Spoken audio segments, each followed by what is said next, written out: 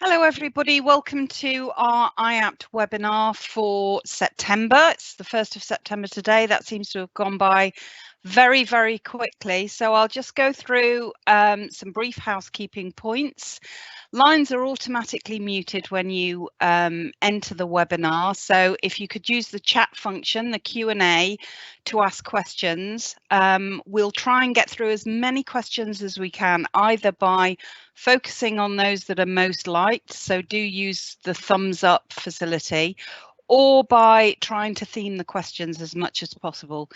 So the webinar will be recorded, and we are now saving all of the webinars onto our new IAPT Futures collaboration platform. And you'll see on the slide there is a link to that. But if you would like an invite to that site and aren't aware of it already, then please do email england.mentalhealth@nhs.net and ask for access to the IAPT Futures collaboration site. So I'll move on swiftly and say thank you very, very much to all of our presenters who have taken the time to prepare for this webinar, to get through our massive tech checks, and to come today to present to you all. We have a huge amount of experience. So I'll hand over now to Georgina Carr, who is from the Neurological Alliance. Georgina. Thank you ever so much. Yes, hello, I'm Georgina Carr, I'm Chief Executive of the Neurological Alliance, and really thankful that this webinar is taking place. We do an awful lot around mental health and how it impacts people with neurological conditions, and really hope that today is helpful for you and your practice. So if we could move on, please. So just a little bit about the Neurological Alliance. So we're a coalition of more than 80 organisations, all committed to addressing unwarranted variation in neurological treatment, care and support. And that includes, of course, improving mental health support as well for people. We're really rich, I guess, in terms of our diversity of our members, and I'll talk a little bit more about that in a second. And in terms of neurological conditions, we know that there are more than 600 different neurological conditions. Some are relatively common, like Parkinson's or multiple sclerosis, and some are very, very rare indeed, affecting less than 1 in 25,000 people. And we're lucky enough to have a good range of representatives from across that kind of cohort. And you generally kind of bucket neurological conditions into 4 kind of areas. So they might be progressive, like multiple sclerosis or motor neuron disease. They might be intermittent, like epilepsy, sudden onset, like traumatic brain injury, for example, or indeed stable with changing needs, like cerebral palsy. So there is a real kind of diversity there. So if we could move on, thank you. So as I said, we're a coalition of more than 80 organisations, and we're all committed to improving treatment, care and support for people affected by neurological conditions and their friends and families. Our members are very variable, so we have very large members like Parkinson's UK or the MS Society, for example. We have members like the Brain and Spine Foundation, which are a lot smaller but represent all people with neurological conditions, so they're condition agnostic. We have regional alliance members, for example, so by and large you'll probably have a regional alliance near you who know an awful lot about local people with neurological conditions in your area. And we've also got professional bodies as well that are members, so we also have, of course, the British Psychology Society who are members of ours, as our Association of British Neurologists as well. So a real mix. Thank you. So just a little bit more about prevalence and incidence of neurological conditions. So we know that at least 1 in 6 people have a neurological condition, but it's likely to be a little bit more than that, to be completely honest with you. And last time we checked in our publication called Neuro Numbers, which is on our website, we counted 16.5 million neurological cases in England. So it's, you know, there's a fair amount of people that are living with at least one neurological condition. And as you can see there, it's, you know, more than 70,000 people per CCG as well.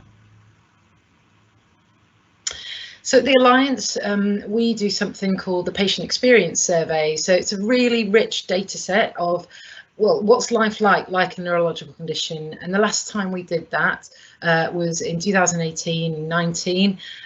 More than 10,000 people across England responded to that survey. So it's hopefully a very rich kind of data set for you and perhaps your practice if you're interested in learning more. We can also break it down to STP level as well, so you can start to unpick some of that geographic variation also. And I'm just going to give you a little snapshot of what we found out last time we did the survey. So one of the major things that came through was gaps in mental health support. So what you see in front of you is the percentage of those 10,000 or so respondents who reported that their needs weren't being met at all. And you can see it's about 1 in 4 felt that their needs weren't being met at all in regards to healthcare, whereas 4 in 10 felt that their mental health needs weren't being met. So clearly there's a gap there, and that rises to 43% when you think about financial well-being, which of course is very much linked to your mental health well-being also. So really, you know, we want to see that improve. And as I mentioned, we are able to break these results down by region. So what you have in front of you is how STPs fare in terms of the percent of people who were asked about their mental health needs. And what you can see is that over in Lincolnshire on the left, about 32% of people were asked about their mental health needs, and just under 40% were asked in Sussex and East Surrey on the right. So a little bit of variance there, but of course I want to see that up at 100%. That's not really good enough. So we really want that to improve, and really want to collaborate with you, and indeed with members of the neurological community to improve that. We were also able to look at the impact of a neurological condition by deprivation, and the way that we did that was we looked at 3 different measures of how a neurological condition might impact somebody. So in terms of how it impacts their quality of life, their day-to-day activities, and cause of pain or discomfort. And essentially what you see in front of you is that a higher score means less impact, essentially. And so over on the left you've got quintile 1, which is the most deprived areas, and you can see very clearly that there's a lower score for those living in more deprived areas. So essentially a neurological condition is having more impact if you live in a more deprived area. So health inequalities we know are alive and well, unfortunately, and that's very true of neurological conditions also. And you'll hear more from Phil and Mandy today, but I just wanted to share one of the typical experiences that we hear at the Alliance, as do many of our members do. And what you can see is somebody who's unfortunately diagnosed with Parkinson's and experienced anxiety and a lot of confusion as well. Essentially they weren't really able to get the support that they needed, and they weren't offered any talking therapies, for example. And this is just far too common, really, an experience, and we really want to see that change. And in particular, we want to see it change because we know that the comorbidity of mental health conditions amongst people with neurological conditions tends to be higher, actually, than other long-term conditions. And the reasons for that are very complex, but essentially we know that about 1 in 2 people with a neurological condition on average will have a comorbid mental health condition, compared to 30% of people with long-term conditions. So again, it's really important that people are able to get the support that they need, because it is needed. And I've just, what is in front of you is some data from our report on parity of esteem that we published in 2017, looking at specific conditions and the mental health impacts of those. So just take autism, for example. As you can see, 70% of autistic children have a mental health problem. And you know, 2/3 of autistic adults with no learning difficulty have considered suicide. For Parkinson's, we know that 4 in 10 are likely to have depression, and about 1 in 2 will experience mild psychotic symptoms. So if we move on. Moving on to migraine, which is a really common neurological condition. Again, we know that depression is fairly prevalent amongst those with migraine, and it's 3 times more common in migraine or severe headaches than in healthy individuals. And 47% of young people with recurrent headaches experience psychological or psychiatric problems. And about 1 in 5 are assessed as having a suicidal risk. And finally, moving on to multiple system atrophy, which is a progressive, relatively rare neurological condition. Up to 80% of people with MSA will experience depression. So that's just a snapshot. There's plenty more in the report that I just mentioned, to give you an idea of what that comorbidity is like and why mental health support is just so important. And as I say, there's a really complex relationship between neurological conditions and mental health conditions. And we know that changes in the brain can directly affect emotions, cognitive abilities and executive functioning. And indeed, neurological conditions might be overlooked as part of a mental health condition and vice versa. And indeed, it's the same is true of symptoms also. So in many cases, it does require quite specialist support, well, very specialist support, actually. Jason and Michael talk about some of that in a little bit. Just going back to our patient experience survey in terms of what we know, that also showed us really clearly that the hallmarks of personalised care are currently falling short, and it's another area where we'd like to see improvements. So nearly 1/3 don't feel involved in making choices about their healthcare, and just 1 in 10 have been offered a care plan, which can be so vital to accessing the right treatment, care and support. And we really, we're doing a lot of work to with partners across England to try and improve that in particular.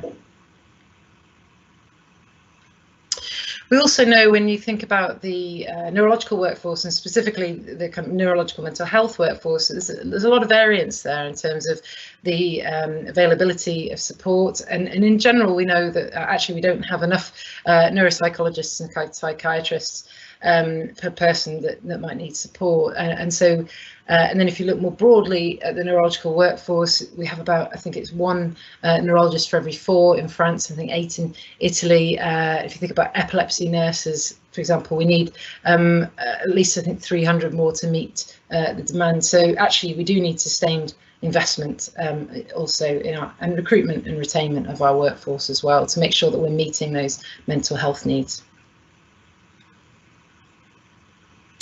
So again, as I mentioned, we've done an awful lot of work on trying to understand what improvements actually are needed. And there's a number of publications on our website, which I'll point to at the end, but just to give you a flavour of what's in those. So broadly, what we'd like to see is, for mental health needs to be considered at every stage in the course of a neurological condition. If I take MS, for example, you might be diagnosed initially with MS or relapsing remitting MS, and then diagnosed with secondary progressive, and that's a very different experience and requires very specific support. So it's really important that that's there throughout a person's life. And of course, it needs to be really centered around that person and integrated within a multidisciplinary team, and there needs to be support to enable self-management also, and of course that's been really important, not least during COVID-19. We also want to see improvements to triage within the neurological pathway, and there are examples of good practice that are emerging around that. And specifically, we'd like to see a pathway for children and young people, not least due to the transitions that people might experience going from paediatric care to adult services as well, because that isn't always as smooth as it could be. So I'll just whiz through these final recommendations. So this also is from our 2017 Parity of Esteem report, and I'm pleased to say that we've had some progress since then, not least for holding this IAPT webinar here with you. So do please have a look at that on our website, and we're still trying to clarify those commissioning responsibilities, in particular within NHSE, and working very closely with Mike in particular to do that.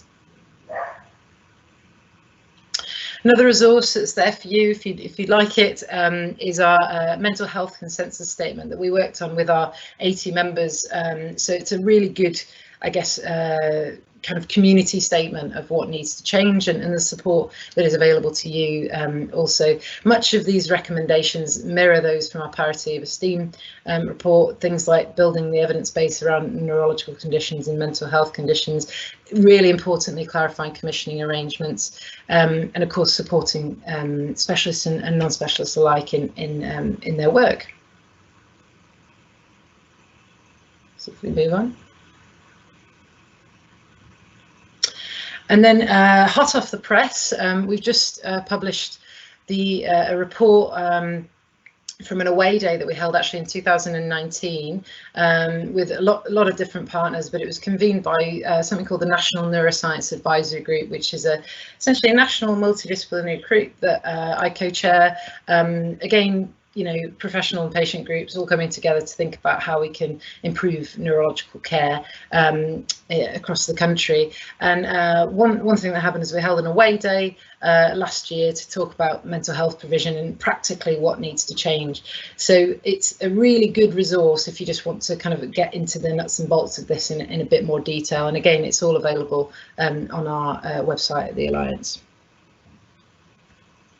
And finally, do feel free to have these slides afterwards. I think you will have them anyway, but anyway, this is a list of lots of different and useful resources that hopefully will be helpful to you. So that's just a bit of an overview of kind of work and neurological conditions for now, and looking forward to your questions. Thank you.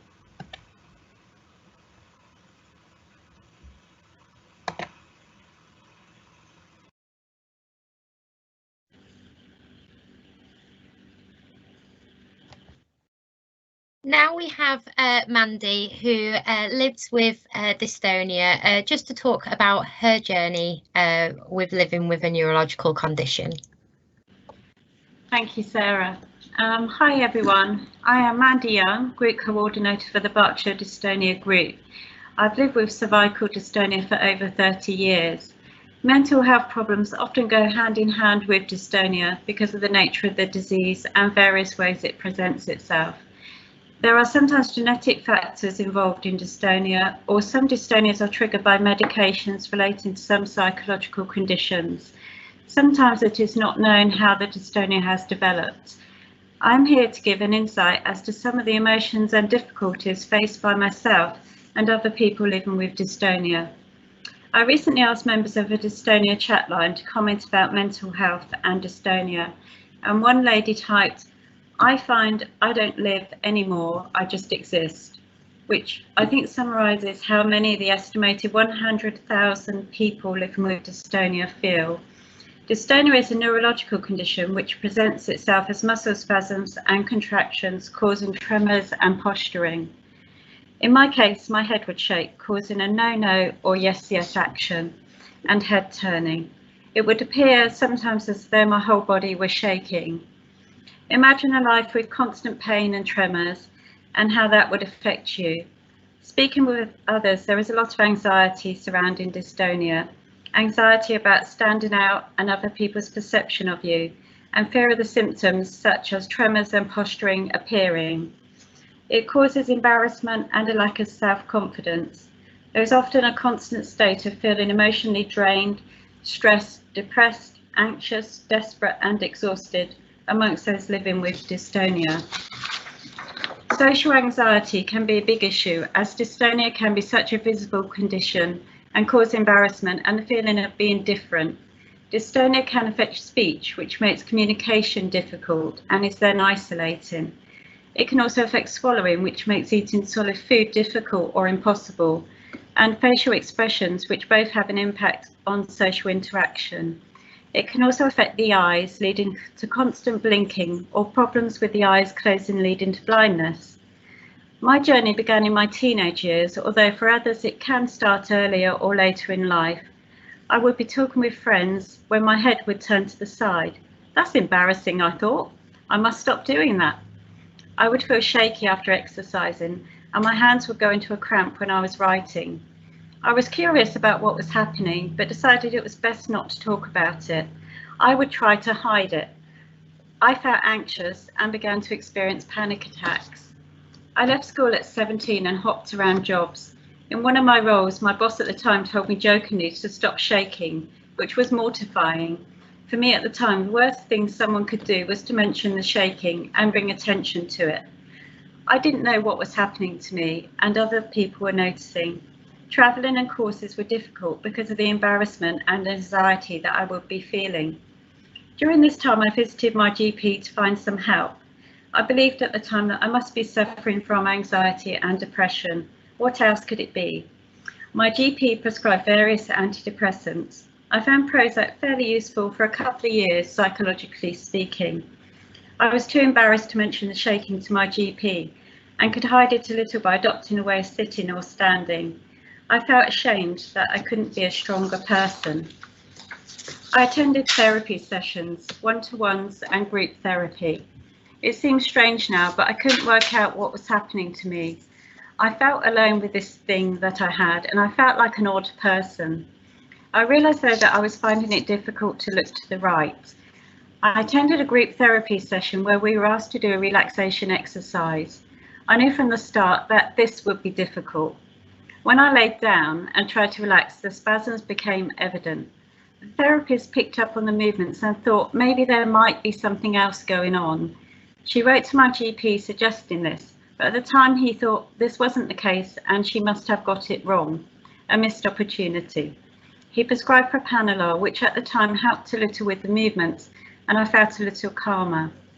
I was referred to a psychiatrist for CBT and medication. I found CBT didn't work particularly well for me at that time.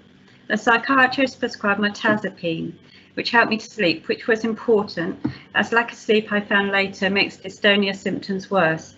However, I had side effects from the medication, so had to stop taking it. Socially, I was using alcohol to cope, and it worked. After diagnosis, I discovered that alcohol can suppress the tremors of dystonia. I knew I could rely on it, and it was easy just to have it when I needed it. But of course, it had adverse effects too, which affected me greatly. In my 20s, I had 2 wonderful children. Throughout this time, I knew nothing about dystonia and was still thinking that I had a nervous disorder. Life was difficult with a young baby and undiagnosed dystonia. I became aware of the tension in my body and the movements became more evident. I couldn't relax and I felt stressed. The dystonia symptoms worsened with the anxiety, depression and tiredness I was feeling. I had reached a stage where I didn't know what to do anymore. I had tried every medication on the list, it seemed, and nothing worked. I began to think about ending my life.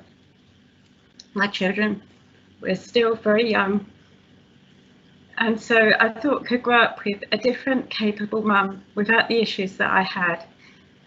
I began to think about buying some drugs on the street. Perhaps they would work.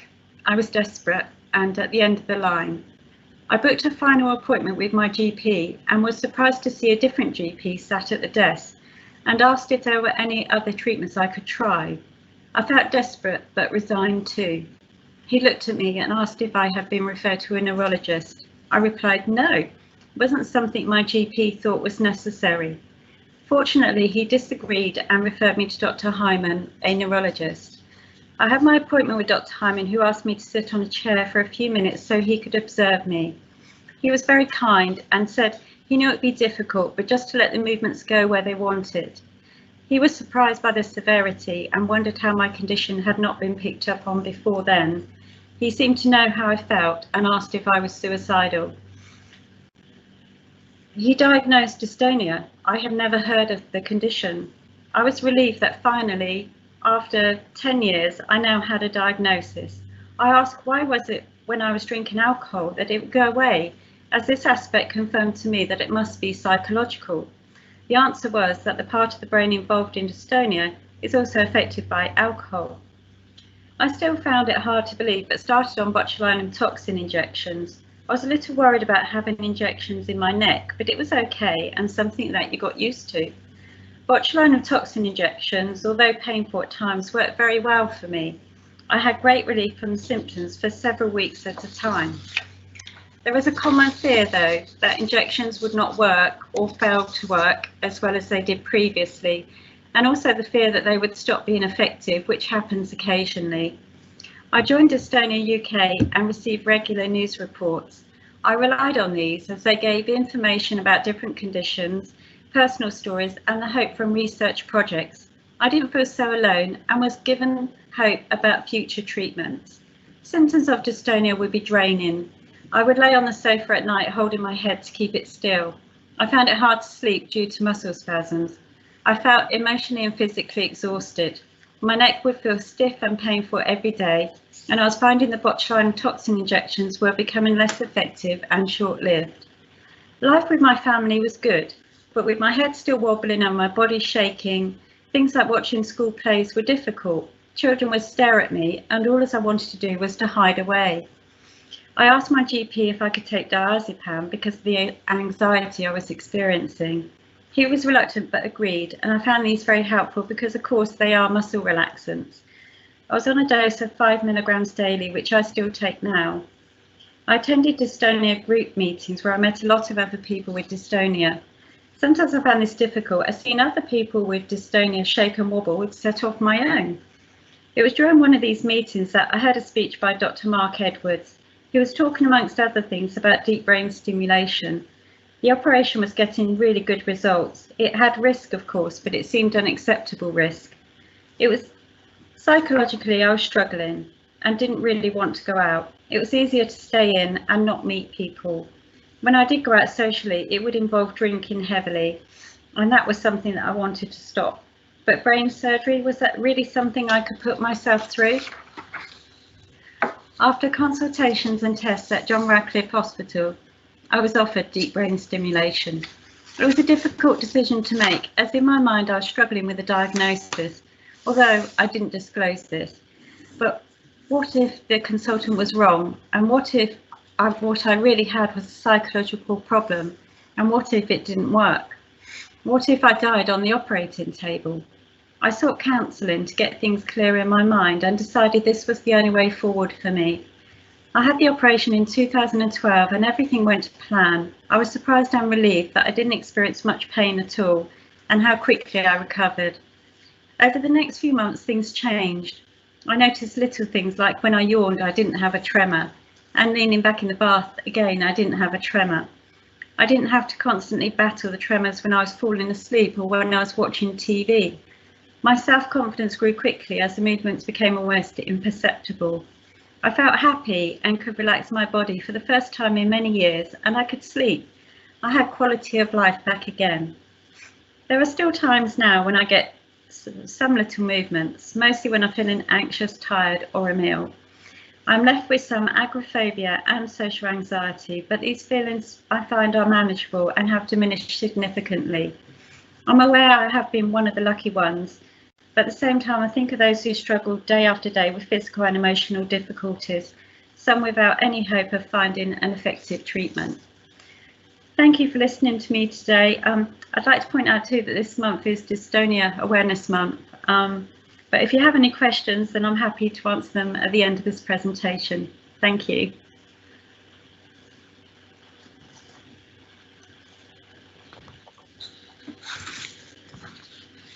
Thank you, Mandy. And now we're going to hand over to Dr. Jason Price, consultant clinical neuropsychologist. Psychologist. Thank you, and thank you, Geordie, and Mandy, for two really powerful and illuminating presentations. I'm Jason Price. I'm a neuropsychologist at the James Cook University Hospital in Middlesbrough, and I'm going to speak with you today about working psychologically with people with neurological conditions and brain injury. Can we move to the next slide, please, Sarah? So my brief for today is to condense my 20 years worth of experience, knowledge, service development and research into 15 minutes. I did say I could probably manage it in 5, but they did insist that I cover the full 15 minutes, so I apologise for any fillers in there. Next slide, please. So these are two key reports that would be really helpful for you to have a look at, as Georgina has already stated. So these are two reports from the Neurological Alliance that gives us a lot of information about the prevalence of neurological conditions and mental health issues, and how neurological conditions affect people both in terms of their mental health, their functioning and their healthcare journey as well. Next slide please, Sarah. Just a few facts and figures, a few sound bites from these documents. So as Georgina said, about half of people with neurological conditions have reported comorbid conditions, most commonly mental health difficulties. And although almost half of people that have neurological conditions report good or excellent physical care, only 19% of these people reported good or excellent mental health care. So there's a very large disparity between psychological, mental health and physical health care. Next slide, please. And perhaps more distressingly, this paper actually shows that mental health or poor mental health can actually perhaps lead to premature mortality. So this study looked at post-stroke depression. Post-stroke depression at sort of 1 month is actually associated with 12 and 24-month mortality, even when other factors have been accounted for. So the overall conclusion was that people with cardiovascular, neurological conditions might be more susceptible to premature death simply because of mental health, regardless of other physical health conditions. So mental health, good mental health, is really important, not only for functioning, not only for you know, our mental health ability, but also for our physical health as well. So it's really sort of key that we support people with their mental health. Next slide, please. And these are, I mean, this is a slide which isn't comprehensive in any shape or form, but these are some of the kinds of neurological presentations that you might commonly start to see coming through in IAPT services. Georgina gave a little bit more of a sort of specific breakdown, but I've just sort of broken them down into sort of more static presentations and progressive presentations. So those kinds of things might bring different issues for people as well. So in terms of static presentations, we might have people that are recovering from stroke or traumatic brain injury. Epilepsy, if that's sort of well controlled, can be quite sort of static. Some of the other things you might see as Tourette's syndrome coming through as well, dystonia, and hypoxia. So people that have suffered a lack of oxygen flow to the brain, which might happen through a variety of situations, and we might see more of that coming through in terms of post-COVID syndromes as well, but that remains to be seen. In terms of some of the more common progressive neurological conditions that you might see, we've got Parkinson's disease, multiple sclerosis are probably two of the main presentations. There might be people with malignant brain tumours as well, and people with cerebrovascular disease. So these are some of the kinds of common presentations that might come through IAPT. Next slide, please. In terms of some of the more common presenting mental health issues that you might see with people with neurological conditions, what we might see are these sort of adjustment kinds of problems, and these adjustment problems are much more complex because they involve a lot of different factors. They might involve bereavement and loss in terms of loss of functioning of ability. We might see anxiety and fear within that, depression, anger, and then things like guilt and shame as well. So people might feel a lot of negative sort of self attitudes and beliefs about themselves, and some of the difficulties that they might have as well. We might also be seeing very physical and cognitive disability associated with that, and these things can also have a massive impact upon people's relationships as well, which further compounds the issues. And there might also be aspects that we might need to look at in terms of specific rehabilitation for those neurological conditions as well. Next slide, please. Obviously, we might see anxiety and depression coming through, and particularly with anxiety we might see things like other types of anxiety disorders such as post-traumatic stress disorder, for example. If people have been involved in road traffic accidents or assaults, for example, they might have PTSD as a result of that.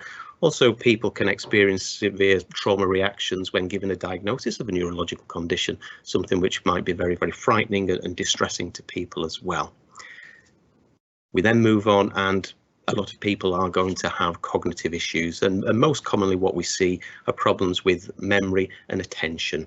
So these can be quite difficult presentations, quite difficult symptoms to manage therapeutically. As sometimes the kind of work we do requires people to have a lot of sort of insight or recall of previous sessions, and some carry through of therapeutic process as well. So this can be, you know, really quite challenging for neurological patients to sometimes keep the thread of therapeutic processes. So these are things that we need to bear in mind when we're providing a structure of therapy. Some of the more significant cognitive difficulties are people that have what we call executive dysfunction. So executive functions are functions that are involved in planning, reasoning, problem solving, emotional and behavioural regulation, and that also has an impact upon relationships as well.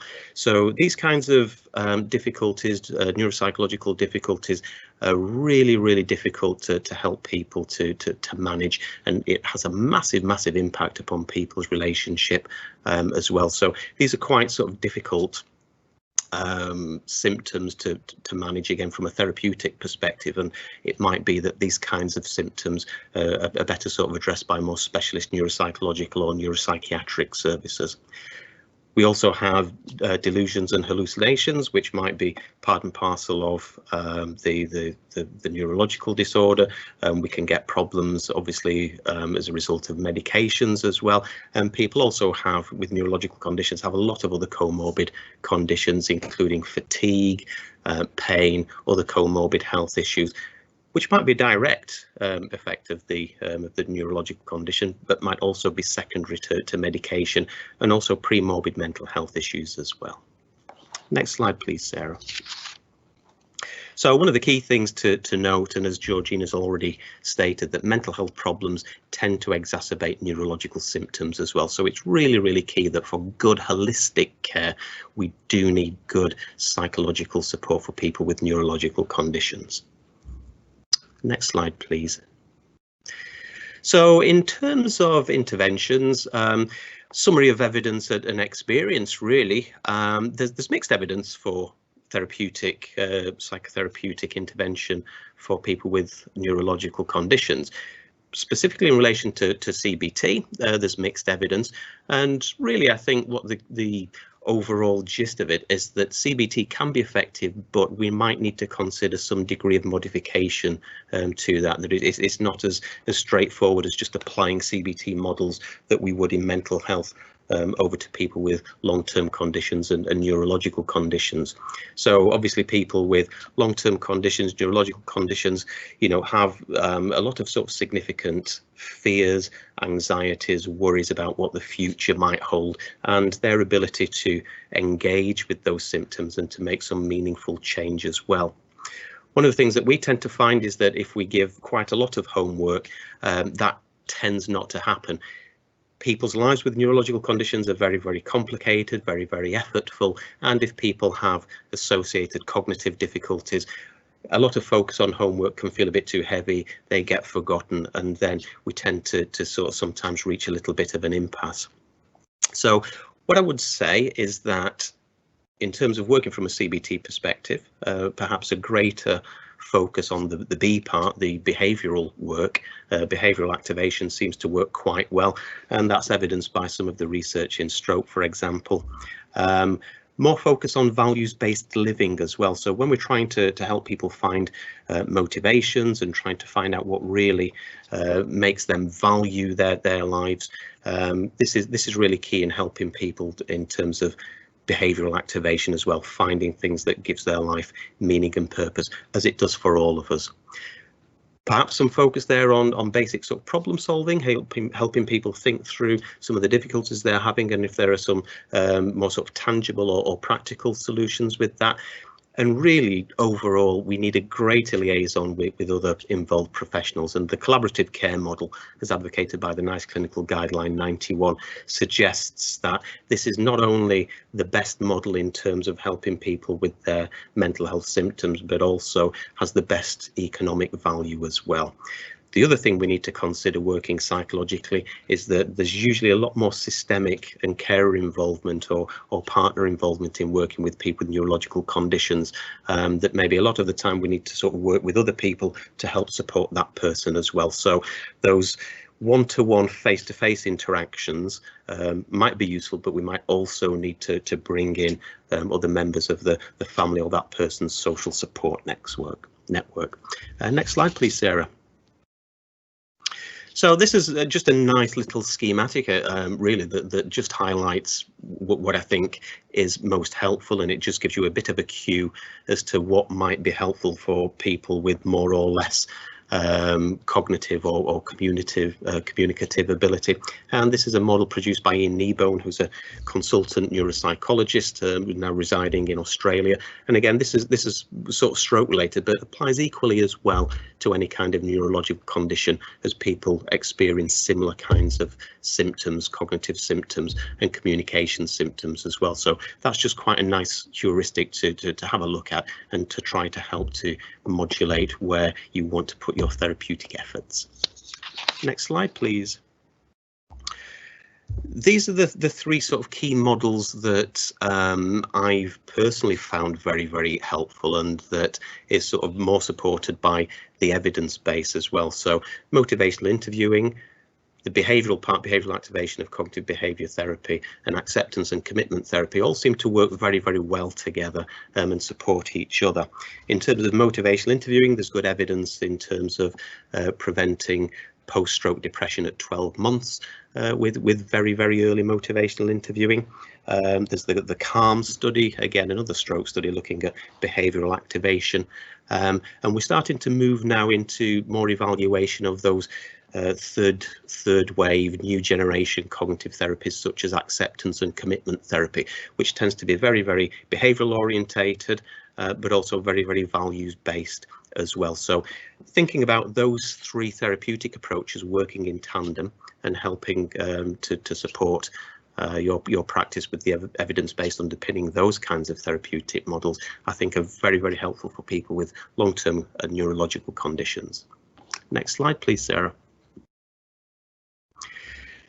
And these are there's a publication there in the Neuropsychologist, which is an evaluation of our first data set of running an acceptance and commitment therapy group, an 8-session model from our service, neuropsychology service at the James Cook Hospital. And we used a transdiagnostic group, so this wasn't a group with a single neurological condition, it was people with a mixed condition. That was a bit of a challenge at first, and a bit of a risk to see if that would work. But actually what we found is that if you have people with different conditions but the same problems, that actually brought people together and actually helped us to sort of focus on the specific aspects of the work. So that article in the Neuropsychologist describes the first sort of batch of results that we got from that, and that's our Living Well with Neurological Conditions program as well, that we've modelled and that we review and regularly revise and finesse over time based upon our observations, based upon our outcomes, but also importantly based upon our patient feedback as well. Next slide, please. So we've talked a little bit about the clinical work, but what I would like to say is to the service managers, the service leads, there are some key factors I think that need to be considered in terms of the model that's being presented, and some of the things that need to be thought about to allow the IAPT service to work as efficiently and as effectively with people with long-term and neurological conditions. So one of the key things that we do is there's a lot of outside work, outside the session work, a lot of liaison, a lot of collaborative working with neurologists, GPs, social workers, care agency providers, community, occupational therapists, speech and language therapists, physiotherapists. So Whatever time you have face-to-face with a person with a neurological condition in a therapy session, there's also a huge amount of work that goes on outside that to provide the best possible holistic care. So this needs to be factored in to any successful service. We also need to look towards the future and essential pathways between our different services, specialist psychological service providers, neuropsychology, neuropsychiatry, and IAPT. Hopefully, what we can start to do is to move towards having joint clinics, keeping people within their neurological care pathway, because this is one of the key things, is to keep their care within that, but provide the mental health care within their neurological pathway as well. So having joint clinics between specialist neurological providers or neurological health providers and IAPT is really key, having effective triage and having identified people that work alongside each other for that collaborative care model. Here at South Tees, we've already started that work with our local IAPT providers, and currently we have identified pathways for people with cancer, with pain, with renal and endocrinology, and we're now starting to move towards looking at pathways for neurology and stroke as well. So we're very much looking forward to the development of those pathways that we think will be of help to both services, but ultimately to the overall benefit of patients who get seen as quickly as possible and get the right treatment available. So what I would like to say is to all those service leads out there, IAPT service leads, please make contact with your local or regional specialist neuro or health psychology service providers. Try to develop some of these pathways, because the phrase "in partnership we flourish" really hits the mark, and it's certainly something that we believe in and feel here. Next slide, please, Sarah. So just to finish with, just to say that collaboration between all of us leads to increased effectiveness, efficiency, and I think increased job satisfaction. As we all work together, we see better results for people, and that's good for patients and care providers alike. And final slide, please, Sarah. So thank you very much, everyone, for your interest, and obviously I'll be around a little bit later should you have any questions for me. Thank you very much.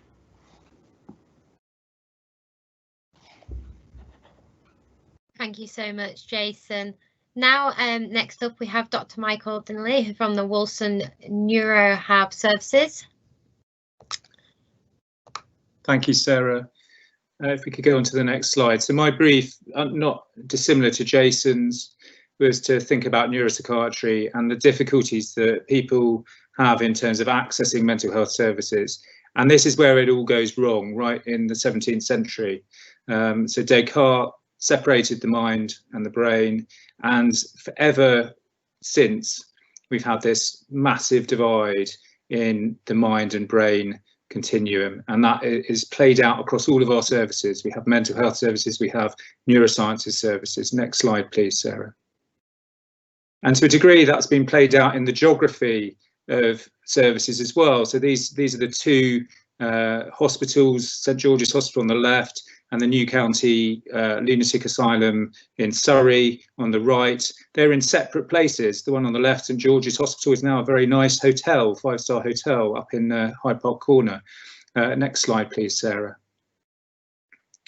And they're still separate even now. So on the left is where I work, it's Atkinson Morley Wing at St George's Hospital. And on the right is still the New County Lunatic Asylum, which is the same building, interestingly. So we have a lovely modern new neurosciences building on the left and a very, very old 19th century asylum on the right, where we're still delivering mental health services. So everything is separated.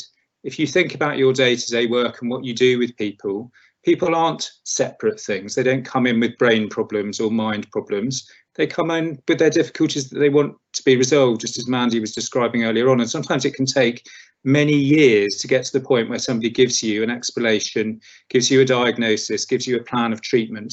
And part of that difficulty, at least from my perspective, is the fact that we operate in this separated, divided, whether that be geographically or philosophically, way of thinking about mind and brain as separate things. Next slide, please. So I think this is really a great way of thinking about it. This gentleman's obviously had quite a significant injury, but we think about things as being physical, the picture on the left, and then we think about things as mental. If you can click again, Sarah, please. And interestingly, and again, please, we seem to also divide out the psychological, and click again, and the psychiatric. So a lot of our mental health services, there is still in some places, and it amazes me because I don't work like this at all, and neither does Jason, there's still this division between psychological and psychiatric. Psychiatric being the mental health medical component or the biological bit of biopsychosocial. And then we mustn't forget the social, because that doesn't sit anywhere in this model particularly well. If you can click again, please, Sarah. It's somewhere up there. But certainly nowhere near the physical or the mental.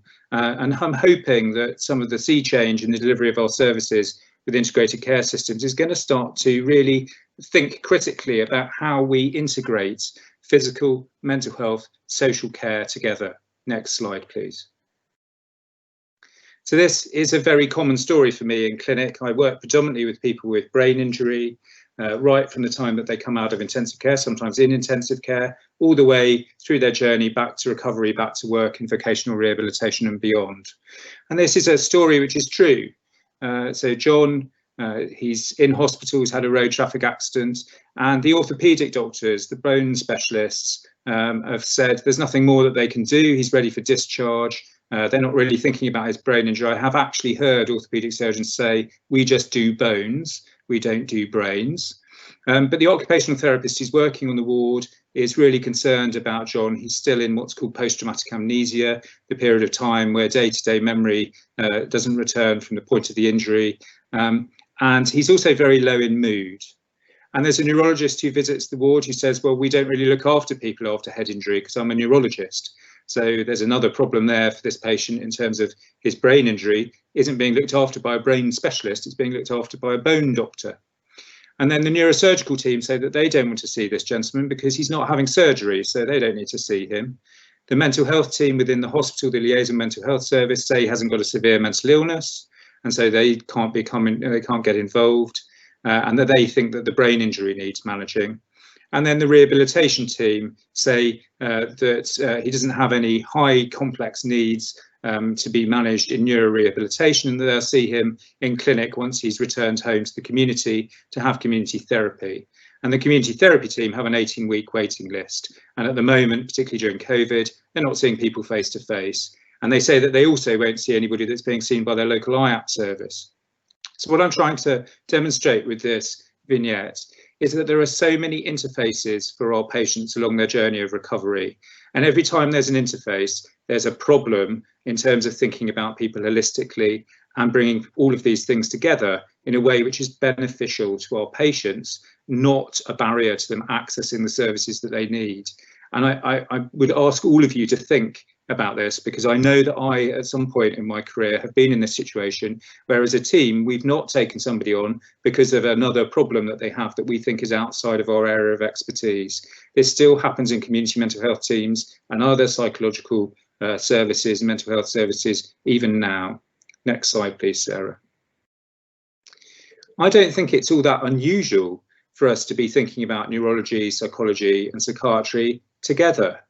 There's no other organ that we separate out. So if we were cardiologists and we said, well, I'm a cardiologist, I only deal with heart muscle, but I don't deal with the circulation, I'm sure you'd get a few raised eyebrows.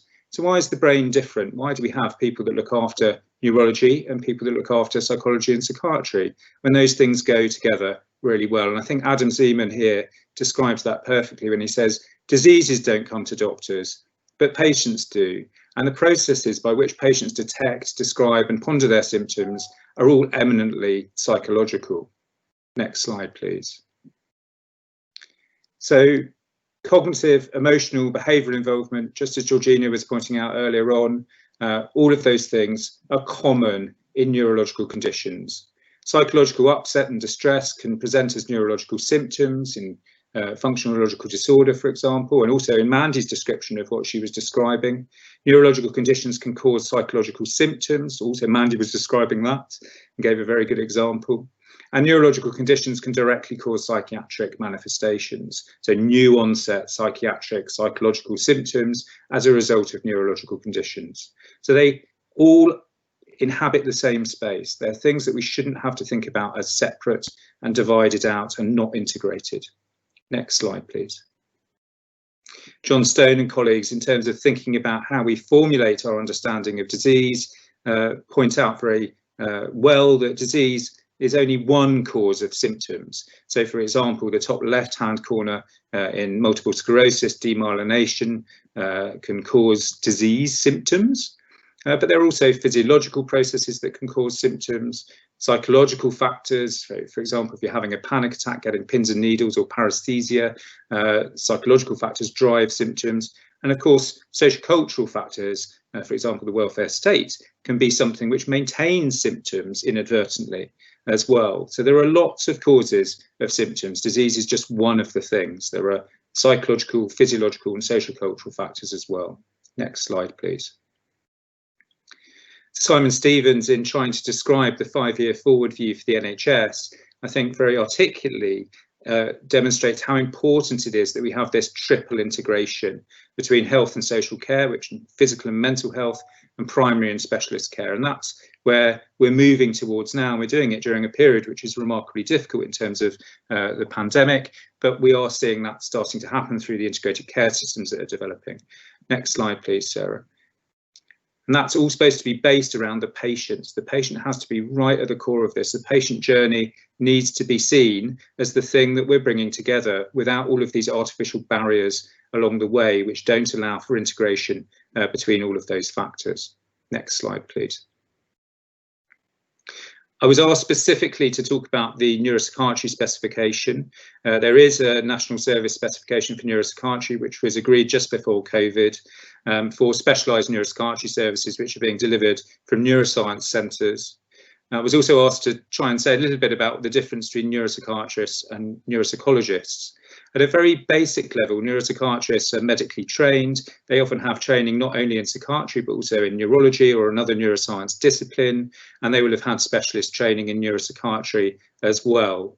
There isn't a specialist register neuropsychiatry subset. We usually come under liaison psychiatrists, but having knowledge of an expertise in neurological conditions as well as psychiatric conditions, assessment, investigation, diagnosis and rehabilitation, and the management of neuropsychiatric symptoms, the medical treatment of those is what is different from the work that Jason does. So there's a medical, biological flavour to this, but having to understand at the same time that psychological, social factors, sociocultural factors are all part and parcel of understanding why somebody presents with symptoms at any particular time. And neuropsychiatrists work in multidisciplinary, often interdisciplinary teams alongside neuropsychologists, occupational therapists, speech and language therapists, and physiotherapists, all of whom will usually have had some experience of neuropsychiatric conditions. The service that I work in is in an acute trust rather than a mental health trust.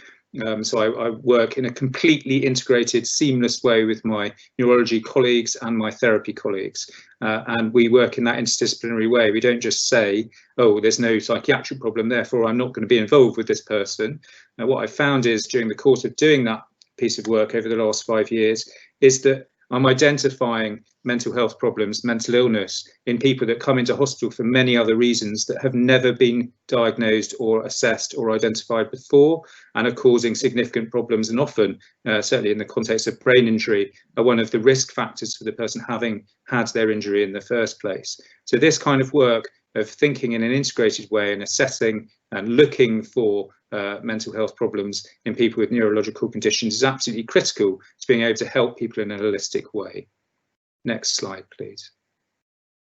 The service specification identifies that there are the requests for specialised neuropsychiatric and neuropsychological assessment and treatment are often for 3 reasons. So assessment of psychiatric, psychological or cognitive symptoms in the context of a neurological disorder. When patients present with functional neurological symptoms, that is what was previously called conversion disorder, or long time before that, rather poorly called hysteria in the 18th century. Those kinds of symptoms that aren't explained by underlying neurological damage to the system, but present with neurological symptoms.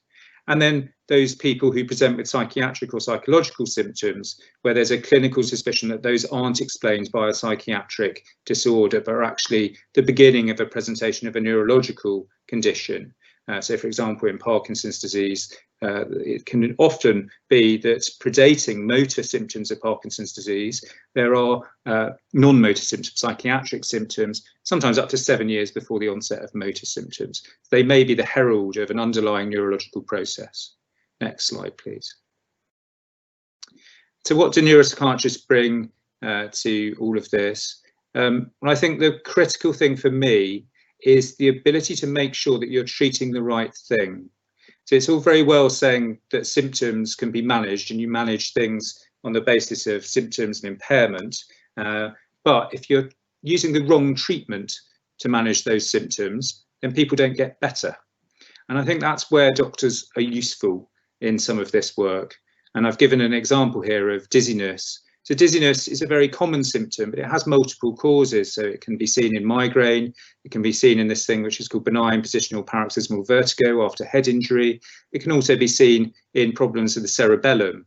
Similarly, agitation is a symptom but has many causes.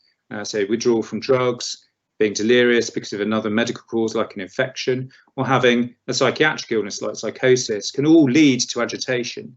If you don't identify what the underlying problem is and you just treat the symptom symptomatically, you're not going to get to the answer. And I've seen that happen repeatedly, where people have been on a very long journey, have seen 6 or 7 neurologists and been told that they have this symptom, but the cause hasn't been elucidated, and they've had treatment which hasn't managed their difficulties because it's not actually targeted at the underlying problem.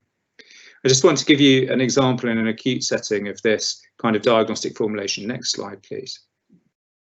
So in agitation, there are a number of different underlying possible factors which could be presenting with agitation. And of course, you can have all of these at the same time. They don't necessarily have to happen in isolation of each other. So neurological symptoms, things like seizures, so epilepsy, can present with agitation after a seizure in the context of post-ictal changes in cognition, so thinking skills, being disoriented. After head injury, you can have this thing that's called paroxysmal sympathetic hyperactivity, where your blood pressure and your heart rate are very variable, and that can present with agitation, but it's caused by a specific problem in terms of the nervous system sympathetic reactivity.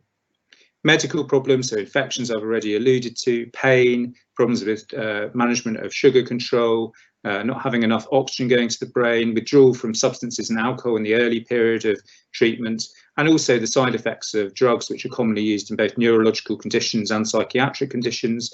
They can all present with problems with restlessness, agitation, and distress. Psychiatric disorders, so mental illness, psychosis, severe mood and anxiety disorders can present with agitation, but if you get the wrong diagnosis, you treat it incorrectly. Medications, as I was saying earlier on, can all cause significant side effects, and here's a selection of medications which cause problems and can present with withdrawal, agitation, and changes in people's level of orientation. So classic one, typical antipsychotics used to manage agitation. So drugs like haloperidol, very old-fashioned drug that's used to manage agitation in delirium, but also is an antipsychotic that many of you will have come across, can be used at high doses to manage agitation, but can actually, as a side effect, worsen agitation through something that's called akathisia, which is a subjective sense of restlessness. And because the patient becomes more restless, they get more haloperidol, and so you end up in a vicious cycle where you're giving a drug which is causing the problem presents itself, and you get given more of the drug, which makes the problem worse. So these kinds of difficulties really need to be thought through, and that's where neuropsychiatrists, having an understanding of both neurological conditions, psychiatric conditions, being able to differentiate things, identify what the diagnosis is with neurology and neuroscience colleagues and with neuropsychologists, to be able to then treat appropriately the problem, the underlying thing that you're trying to manage. Next slide, please. The other thing which neuropsychiatrists do, this is my last slide, which neuropsychologists don't do, is provide treatments, medical treatments, or drug treatments. But I think it's absolutely critical for that prescribing to be neuropsychologically informed. So I've coined this phrase of neuropsychologically informed prescribing, because I think far too often drug treatments are given by psychiatrists without having a clear understanding of what the psychological neuropsychiatric formulation is, and they kind of give the medicines just because there's a list of medicines to give, and you start off with the first one, which has got the most evidence, and then you move on to the next one, and you move on to the next one, and you move on to the next one. I think making sensible choices about treatments needs to be informed by having a clear understanding of what the problem is that you're treating. And in this kind of setting where we have limited evidence and limited guidelines, you need to be really understanding that neuropsychological formulation in terms of presenting problems and the treatments that you're going to give. Having an understanding of the underlying causes, whether they're medical, psychiatric or neuropsychological, tells you what drug treatments are most likely to be effective, and having that discussion with patients is obviously absolutely critical to their being able to come along with the treatment that you're recommending and to see the best benefits of that. That's all that I had to say. I hope it's been thought-provoking in your practice in terms of thinking about how you integrate your mental health practice with the management of physical health problems, and in particular neurological problems. Thank you. Thank you so much, Mike. Now we're going to move on to Phil, who will provide everyone a lived experience living with Parkinson's and his journey. Phil, you're currently on mute at the moment. Thank you. So, my name is Philip Bungay. I live in Rochester in Kent, which is one of the midday towns. I mention that because it's because the midday towns is a unitary authority within Kent, and I was diagnosed with Parkinson's in 2012. Now, several speakers have referenced Parkinson's as being a common condition because I was 45 years old in 2012, and that is classed as the 10% of young onset Parkinson's disease, which is a rare condition. My main symptoms were including swelling my coffee cup. My wife was quite she always used to tell me that I ruined the carpets, and walking and balance issues as well. And my main also anxiety and speech. So I continued working until 2017. I worked for the civil service. They were very good to me. That they moved me to a less outward-facing job, and even home working for a while. But in 2017, I could no longer work, and I took my early medical retirement.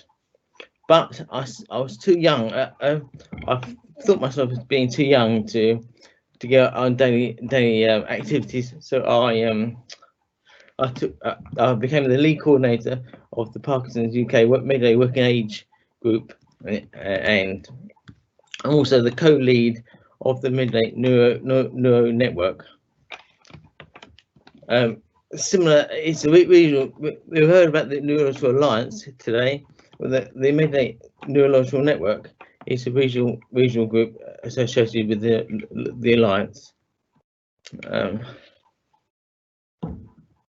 I mentioned my consultant. The latest thing is that the consultant thinks I've got ataxia as well as Parkinson's. That's another neurological condition.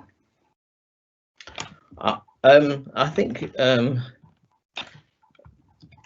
Dr. Dilly mentioned non-motor symptoms, and anxiety. I mentioned was one. I'll just read a little bit from the Parkinson's UK website. Non-motor symptoms of Parkinson's do not affect the movement. You probably can't see, but I have no tremor at all. They include other issues like mental health, memory problems, and pain. And I'll list the full ones here. It's pain, fatigue, low blood pressure, restless legs, bladder and bowel problems, skin and sweating, sleep, eating and swallowing, eye problems, foot care, dental care as well.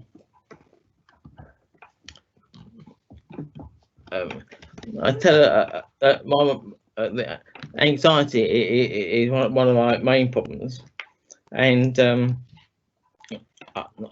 in the civil service, I used to chair quite a lot of meetings, and I felt my heart pound every time I was chairing these meetings, and I thought, what is going on with him? What is going on? So when I had the diagnosis of Parkinson's, it was almost a relief, because I felt that I was being diagnosed. I had a name. Wasn't going mad in the head. I had a diagnosis. What's changed? In 2016, I had my driving license revoked, because I also have a normal symptom of daytime sleepiness. At the moment, I'm suffering from back pain and hip pain, and I have dystonia in my leg muscles as well. What medication I'm on to help these conditions? I take a phone, and half Similac through the night to help me sleep through the night. On waking, I'm taking Melapar, Similac Plus, Vitigacine. I mentioned about Vitigacine. That's recently been changed to change from, I should say, Requip. Vitigacine gave me compulsive disorder. It's quite funny. Not because it can keep people get gambling issues, but for me, it was all my china in the whole house had to have matching, so that I had to have 6 cups, 6 saucers, 6 plates. So my wife used to come home from work, and she said, yeah, and another delivery of china, because if we didn't have the full aspects of china, or had to be 6 matching completely. So that's a non-motor symptom as well. But just as important as all the medication I take is every Saturday morning, and even through lockdown, we've continued to resume the sessions. I'm part of the Midway Skylarks, which is a singing group for neurological conditions. I also go weekly, and this continue through lockdown as well on Zoom, a Parkinson's exercise class. No longer is it easy exercises. It's a circuit-based exercises that really are quite strenuous. And talk about strenuous issues. We just started up a boxing for Parkinson's group here in Midway as well. So that's quite. But I should talk now about IAPT. What therapy have I had? Well, I was referred to talking therapies through the Midway NHS, but these are neurospecific, and in my opinion, I've got quite strong opinions on this. I ended up telling them more about neurological conditions than they knew themselves. And I mentioned this to my consultant, and they referred me to the Maudsley at Denmark Hill. And there was a particular neuro consultant there that they really knew about Parkinson's. So I didn't have to start from scratch. I was halfway there as well. In this presentation, by speaking about my thoughts, I totally agree with Dr. Dilly. What we're fortunate in Midway that we've got our own CCG. So we're constantly saying to the CCG that we need a one-stop shop for all neurological conditions. Neurologists, GPs, nurses, working as a multidisciplinary team, especially for complex cases. So thank you for listening to me, and let's see. Thank you. Thank you so much. I'm going to move us quickly to the questions because we haven't got a lot of time. And I'm going to ask a question that's come in. I would be grateful if whoever is most appropriate to answer just starts talking, and we'll bring the camera to whoever that might be. So the first question we've got is about non-epileptic seizures. So non-epileptic seizures seem to be linked to a number of different problems, including PTSD, clients with ASD or FND, as well as other difficulties. The question is, how can we best work with non-epileptic seizures in IAPT? Mike, I think either you or I could. Do you want to go first?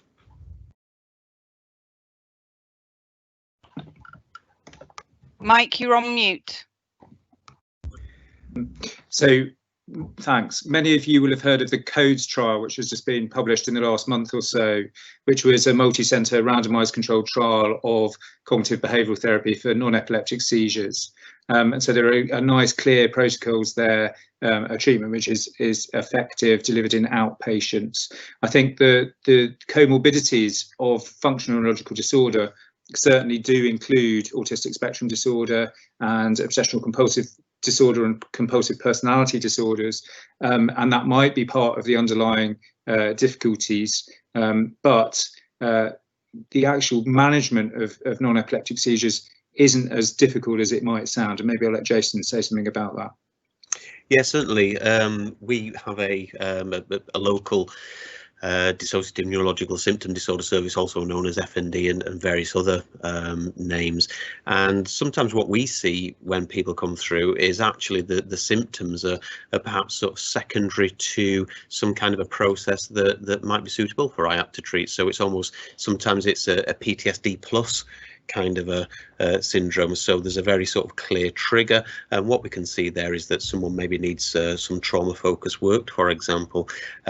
So it goes from those kinds of more tangible formulations through to, you know, much more complex interactions between different types of sort of mental health issues, physical issues as well, which can, you know, combine to facilitate symptoms as well. But certainly there's scope for both IAPT and specialist service providers to work with people with non-epileptic seizures, and maybe this is sort of something that needs to have its own webinar on at some stage.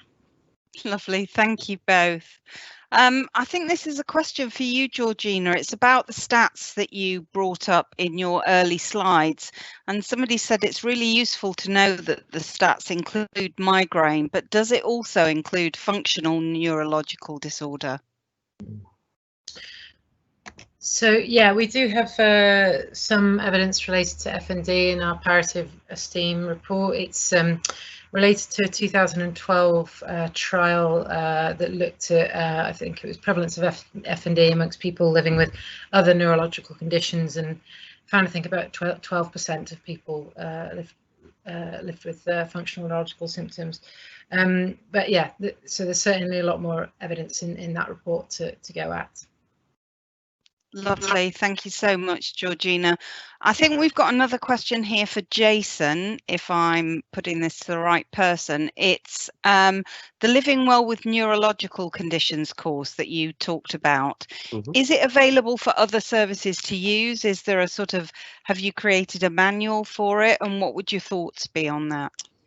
Yes, we do have a manual, and we you know, it is sort of something that other services can look at. What we do ask is that people collaborate with us in terms of sharing data, if they're going to use that. Now, at the moment, it's been designed to be delivered by psychologists, qualified, more sort of qualified clinical psychologists, simply because some of the components are more specialised. But that is sort of something that we can certainly look at. We're currently working with the Stroke Association to help them develop an ACT-based group program that can be delivered by non-psychologists. So if that's sort of something that people might want to contact me about, that's maybe something that we could discuss. Lovely, thank you. And there are quite a lot of questions that have come in about PTSD and trauma. So the first question is, would you recommend one treatment over another? So would you recommend EMDR over trauma-focused CBT for individuals with a neurological condition? And if so, why? Mike, do you have some thoughts on I this? could say something about TBI, about traumatic brain injury maybe. So people that have significant cognitive difficulties, I think like Jason was saying earlier on, using cognitive as in neuropsychologically cognitive interventions isn't always as successful. And also the trauma focused work in after TBI is often hampered by people not having memory of the trauma. So that doesn't mean they haven't been exposed to trauma. And I think I've had quite a lot of good outcomes with EMDR in that specific group. So it may be that those people that are more cognitively impaired, as in neuropsychologically cognitively impaired, might be better candidates for managing their trauma through EMDR. Don't know what you think, Jason. Yeah, sure. And I think more generally anyway, different people prefer different types of treatment. So even in mental health, some people love the EMDR approach. Some people really can't get on with that. Some people find it a little bit too full on and prefer more of a sort of slower sort of cognitive therapy, perhaps with some sort of imagery and things like that. So as well as the obviously added complications for people that have neurological conditions, we mustn't forget the fact that different patients prefer different types of treatment modalities generally anyway. So that's always a good place to start as to, you know, what kind of thing works for whom really. Yeah, and patient choice is so important, isn't it? Giving the patients Sure. an idea of what the treatment might entail so that they can make an informed choice and the therapist can make an informed decision based on their expertise. Absolutely. So we've got another trauma question here, which is that cases that seem to most commonly fall between neuro and IAP services are those that present with trauma. And the person here is saying that this is because there tends to be more choice or training in trauma therapy, CBT or EMDR within IAPT, but therapists there might not have the specific neurological knowledge needed to understand more complex presentations. So the question is, how might we better, or do you have any ideas of what services can do to join up in order to provide this? Is there anything that's worked for either you, Jason, or you, Michael, locally that you could sort of provide a bit of good practice examples around? Well, I think, I mean, I don't want to speak for you, Mike, but I think we'll probably say the same thing, that the important thing is that we have pathways between the different services and different professional groups as well, so that we can sort of triage effectively, we can come up with shared formulations and draw upon each other's skill sets and availability of general resources. So I think the answer to that is making contact with other services, seeing how we can join up and work together. That's something that we've done locally here with our local IAPT provider. And you know, these are the kinds of things I think moving forward that we all need to do, to share resources, to share experience, and ultimately that the patients get the best and most effective treatment as quickly as possible. So I definitely agree with that. This idea of what I was saying all the way through my talk was about these artificial boundaries that we create between services, which not only make it difficult for patients to access them, but also impede this natural collaboration that we should be engaging in between services, because nobody knows everything. So you can't have one specialist that can do every single bit of everything. It's just too complicated. So we've got to work together. And I think that Jason brought through in his talk very clearly, and I totally agree with, is this opportunity for collaboration. We've done the same thing in Southwest London. The neuropsychologist that I work very closely with almost speak to more than my family, to be fair. Shay Betteridge at St George's provides supervision to IAPT practitioners around the neuropsychological components of their concerns in delivering treatment. And so that's just a way of being able to manage that. That collaboration is very straightforward. And now that we're all using telemedicine and video conferencing, it makes it even easier, to be able to deliver that kind of supervision, support, multidisciplinary, interdisciplinary working opportunities and collaborative opportunities. So I think it's putting out the feelers, speaking to the people that work in your local service, and bringing things together rather than maintaining those artificial boundaries. Thank you. And I think, as you've both said, it's very much about the local relationships. And when we started IAPT LTC, that was the thing that took the time. But if the effort was put into it, that's where the biggest rewards were. Once those relationships were developed and the services were able to work together, it made such a difference to the patient's experience. So yeah, couldn't agree more. Mandy and Phil, we've had lots of comments through on the Q&A saying how grateful people are for you sharing your stories, how wonderful it is to hear those real life accounts, and how much the stories that you've told have made a difference to the people who are listening. So a huge thank you from everybody listening to you for sharing your stories with us. And we've got a question here for Mandy, which is, you mentioned that CBT didn't work for you, and this person is saying they might have missed some bits of that, but is there anything you can tell us about if anything did stick with you, and what was it about that approach that wasn't helpful?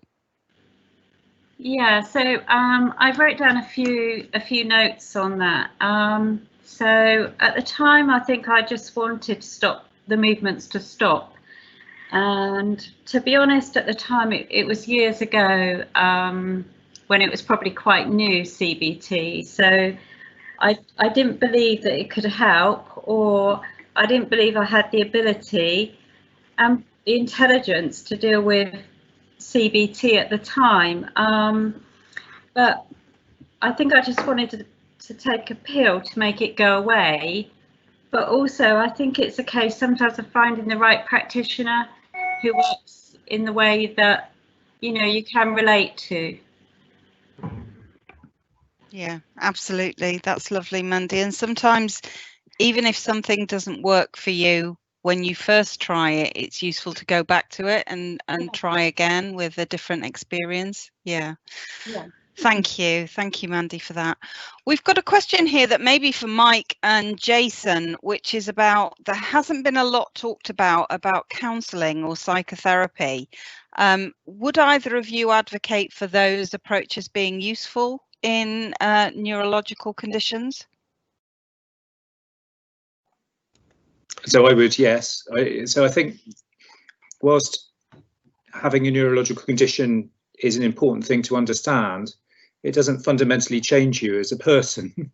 You're still somebody that has, as Jason really eruditely pointed out, problems with adjustment, problems with grief, bereavement, all of those things. So I think moving away from this idea that somehow the neurological condition makes it impossible to deliver a psychological intervention to somebody just by virtue of the fact that they've got a neurological condition, we need to move away from that and think about people much more holistically as responding to psychological treatment just as anyone else would.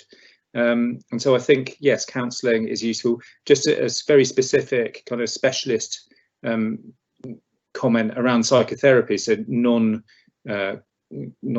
CBT therapies, I guess, non longer term, either breath psychodynamic psychotherapy, other types of psychotherapy.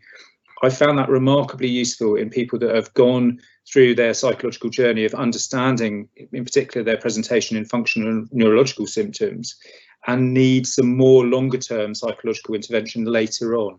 And in fact, that often is the journey that people start off with neurological symptoms which aren't explained by disease, have cognitive behavioural therapy and things like that, so motivational interviewing, ACT, in order to understand what's happening in their diagnosis, and then reach a point where they've moved away from focusing on the neurological symptoms to actually understanding the psychological underpinning of what's happening to them.